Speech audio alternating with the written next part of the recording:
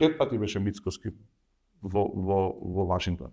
Никаква следба, ниту со, да кажеме, со Марко Рубик, кој што пак се виде со премиерите на со министри за внатрешни работи, со премиерите на Грција, министри за внатрешни работи, Бугарија, премиерот, така. Значи нема следба, така да не проаѓа таа приказка. Сега да кажувате дека сте запоседнале територијата, е ефтина популистичка приказка како таа оди без пласирана без подлог. Јас би сакал ние да запоседнеме територијата. Не сакам да видам погрешно. Да ми вие би сите би сакале, зошто не?